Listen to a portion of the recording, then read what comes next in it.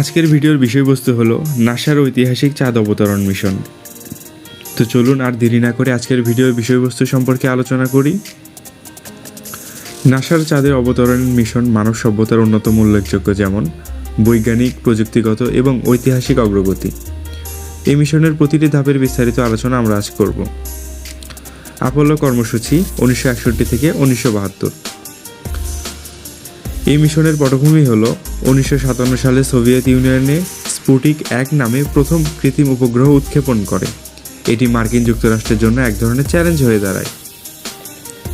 1961 সালে Soviet মহাকাশচারী Yuri গগরিন পৃথিবীর কক্ষপথে সফলভাবে প্রদক্ষিণ করেন।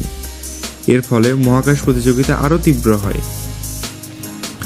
একই বছর মার্কিন প্রেসিডেন্ট জন এফ কেনেডি একটি ঘোষণা দেন, এই দশকের শেষে আমরা চাঁদে একজন মানুষ পাঠাবো এবং তাকে নিরাপদেও ফিরিয়ে আনব। আপোলো কর্মসূচির লক্ষ্য হল মহাকাশে প্রযুক্তিগত শ্রেষ্ঠত্ব অর্জন, চাঁদে অবতরণের মাধ্যমে বৈজ্ঞানিক গবেষণার নতুন দিগন্ত উন্মোচন, সোভিয়েত ইউনিয়নে মহাকাশের গবেষণার প্রধানকে চ্যালেঞ্জ করা।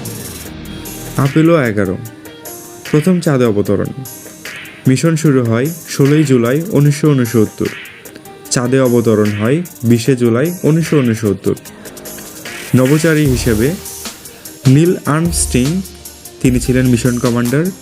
বাজ আলড্রিন, তিনি ছিলেন lunar module pilot. Michael Collins, তিনি ছিলেন কমান্ডো মডিউল পাইলট। নীল আর্মস্টাইন প্রথম চাঁদের পৃষ্ঠে পা রাখেন এবং বলেন, এটি একজন মানুষের ছোট পদক্ষেপ, কিন্তু মানবজাতির জন্য একটি বিশাল লাভ। মিশনের বিস্তারিত। লুনার মডিউল চাঁদের পৃষ্ঠে অবতরণ করে। গবেষণার জন্য চাঁদ থেকে প্রায় 21.5 কেজি পাথর ও মাটি নমুনা সংগ্রহ করা হয়। এটা করতে সময় লাগে প্রায় 21 ঘন্টা 36 মিনিট। আপোলো কর্মসূচির অন্যান্য মিশন। আপোলো 12 1969, দ্বিতীয় সফল চন্দ্র অভিযান। আপোলো 13 1970, চন্দ্র অবতরণের প্রচেষ্টা ব্যর্থ হলেও ক্রু নিরাপদে পৃথিবীতে ফিরে এসেছেন। আপোলো 14, 15, 16, 17 1971 সাল থেকে 1972 সাল বৈজ্ঞানিক গবেষণার নতুন তথ্য এনে দেয়। চ্যালেঞ্জ এবং সমাপ্তি। 1970-এর দশকে খরচ বৃদ্ধির কারণে আপোলো কর্মসূচি বন্ধ করে দেওয়া হয়। 1972 সালে পরে এর কোনো মিশনই চাঁদে পাঠানো হয়নি। আর্টেমিস কর্মসূচি 2017 থেকে বর্তমান। পটভূমি। আপোলো কর্মসূচির 50 বছর পর নাসা চাঁদে পুনরায় মানুষ পাঠানোর জন্য নতুন কর্মসূচি ঘোষণা করে। এই মিশন চাঁদের দক্ষিণ মেরুকে লক্ষ্যবস্তু করে, যেখানে জলের এবং বরফের উপস্থিতি নিশ্চিত হয়েছে। আর্টেমিস কর্মসূচির মূল পরিকল্পনা। আর্টেমিস 1 2022, এটি একটি অমানবিক মিশন ছিল। নতুন প্রজন্মের rocket space launch system SLS ব্যবহার করে চাঁদের কক্ষপথে একটি মহাকাশযান পাঠানো হয়। আর্টেমিস 2 2024, এটি হবে প্রথম মানব মিশন যেখানে নভোচারীর চাঁদের কক্ষপথে প্রদক্ষিণ করবেন। লক্ষ্য হল পরবর্তী চন্দ্র অবতরণের জন্য প্রযুক্তিগত প্রস্তুতি সম্পন্ন। আর্টেমিস 3 2025, প্রথমবার চাঁদের দক্ষিণ মেরুতে অবতরণ করা হবে। একজন নারী এবং একজন কৃষ্ণাঙ্গ নভোচারী এই মিশনের নেতৃত্ব দিবেন। উদ্দেশ্য চাঁদে দীর্ঘস্থায়ী ঘাঁটি স্থাপন এবং ভবিষ্যৎ মঙ্গল অভিযানের জন্য প্রস্তুতি নেওয়া। আর্টেমিস কর্মসূচির বিশেষত্ব। নতুন রকেট প্রযুক্তি এবং চাঁদের স্থায়ী গবেষণা কেন্দ্র প্রতিষ্ঠান, বেসরকারি মহাকাশ সংস্থার অংশগ্রহণ, মঙ্গল গ্রহ অভিযানের রোডম্যাপ তৈরি। সাম্প্রতিক ঘটনা।